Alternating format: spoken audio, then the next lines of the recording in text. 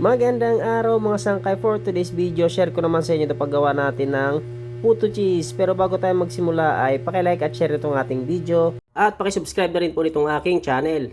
So bali itong ating puto cheese mga sangkay, pwede nyo itong gawin pang negosyo at pwede nyo itong gawin para pang merienda. Sundan nyo lamang yung ating video simula hanggang dulo.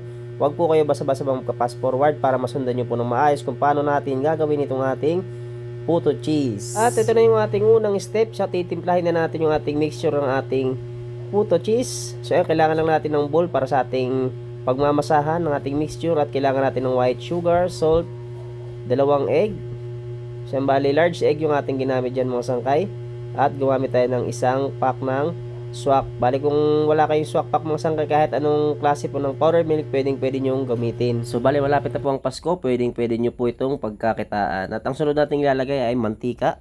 Yan, maglalagay tayo ng 4 tablespoon na mantika. Kahit anong brand po ng mantika mga sangkay, pwede kayong gumamit ito. At ang sunod natin ilalagay ay tubig, 2 and 3/4 cups. So yan bali, pagkatapos natin malagay yung mga ingredients na yan, haluin muna natin ng maayos. Tunawin natin ng maayos yung ating asukal at saka yung asin nating nilagay. Yun, dahil malapit na yung ating Kapaskuhan at saka yung bagong taon, panigurado marami na naman ang order nito. Simpleng recipe lamang, madaling sundan, at yung mga ingredients na inyong kailangan ay madali nyo lang mahahanap sa mga pamilihan. Basta panoorin nyo lang maayos itong ating video. Huwag po kayo basta-basta mag-fast forward dahil lahat po ng inyong mapapanood dito ay nakadetalye na po kung paano natin ginawa itong ating puto cheese. At next ating ilalagay kapag natuno na natin yung asukal, itong ating all-purpose flour, at maglagay na rin tayo ng baking powder. Wag nyo kakalimutan yung baking powder mga sangkay ha.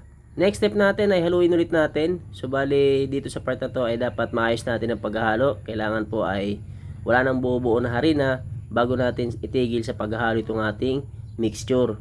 So bali kung kayo gagawa nito para pang negosyo ay dapat po kayo ay nagko-costing para malaman nyo po kung magkano ang inyong naging puhunan at para alam nyo rin kung magkano nyo may bibenta ang inyong produkto. At kung kayo naman ay gagawa nito para pang merienda lang or pang sarili lang, kung sakaling marami sa inyo itong ating mixture, itong ating ginagawa na kalahating kilo, ay pwede nyo po itong hatiin para makagawa kayo ng 1/4 kilo. So bali lahat ng ingredients lamang po ang sukat ay hatiin nyo lamang po para makagawa kayo ng 1/4 kilo na all-purpose flour. So bali inuulit ko, ayusin lamang natin yung pagmimix ng ating mixture dito sa part na to hanggang sa mawala yung mga buo-buo na harina bago natin ilagay sa ating lanera. At dito sa part na to mga sangkay, ito na yung ating 3/4 cup na tubig. Bali yung una kong nilagay na tubig mga sangkay is 2 cups lamang po. Bali huli ko na itong nilagay na ating 3/4 cup. So bali sa paggawa na ito mga sangkay, hindi naman ito maselan ano. Basta sundin nyo lang po ng maayos ang inyong mapapanood ng mga procedure sa paggawa ng puto cheese. Nang sa ganun po ay hindi po sumablay yung ating gagawing produkto. Bali yung sa tubig na ating nilagay, kung gusto nyo pong palitan ng evap milk ay pwede po. At pwede rin po kayo maglagay ng butter. Pero yung butter po kung ilalagay ninyo ay tunawin nyo muna bago nyo ilagay dito sa ating mixture or bago nyo isama. So nahalo na natin ng maayos mga sangkay. Bali ilipat lang natin ng lagayan. Mas mabilis kasi magsalin mga sangkay sa ating lanera pag nakalagay sa pitchel. So bali lipat natin sa pitchel bago natin ilagay dito or bago natin isalin sa ating mga lanera. So bali meron tayong 36 piraso na lanera ng puto cheese. Kung sakaling ibibenta nyo sa 5 piso ay 180 pesos po ang ating magiging benta sa kalahating kilo. At kung sakaling ibenta nyo naman sa 6 ay lalabas po yan ng 216. Nakadepende na lamang po sa costing nyo kung magkano inyong puhunan.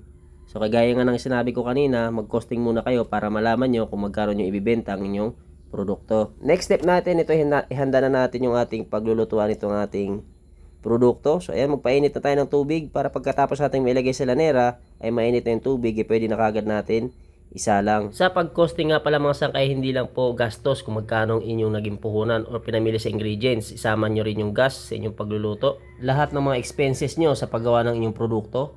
At syempre yung pagod nyo sa paggawa ng inyong produkto, di ba?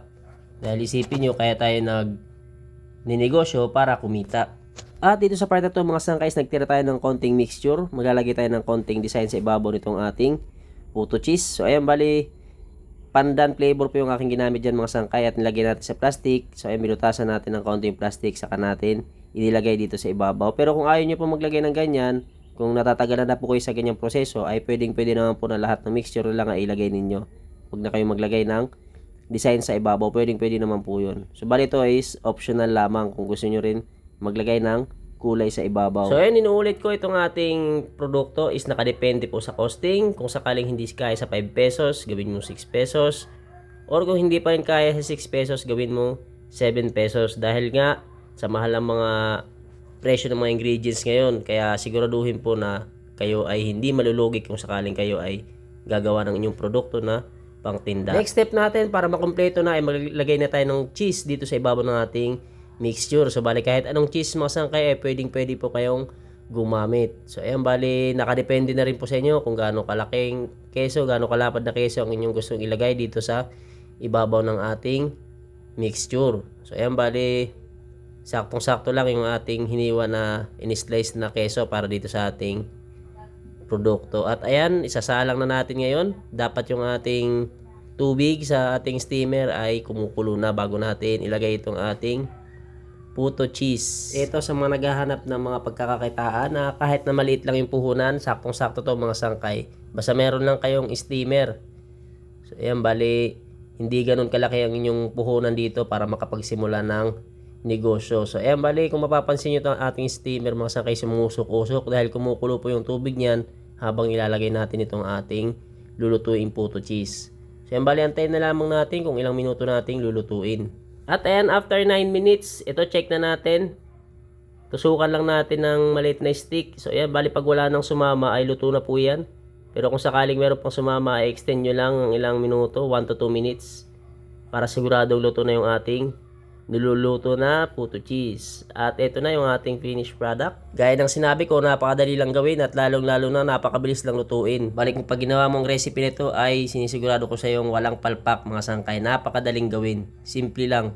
Try mo na sangkay, sigurado akong magugustuhan mo. At kung napanood mo ang video na ito simula hanggang dulo, ano pang ginagawa mo, simulan mo na. Try mo na itong ating recipe. At kung nagustuhan mo naman ito ating video, ay huwag mong kalimutan mag-like at share itong ating video ha. At pakisubscribe na rin po ng aking channel bilang suporta na lamang po. At ito na, alis na natin lahat sa lutuan. Bale, tataktak na natin ngayon sa lanera. Ito na yung ating finished product. So, yan, ganyan lamang po kasimple ang paggawa ng ating puto cheese. Sana po ay nagustuhan ninyo itong ating video. Maraming salamat po sa panonood. Hanggang dito na lamang po. See you on my next video. Huwag kalimutan mag-like at share itong ating video. At pakisubscribe na rin po. Thank you!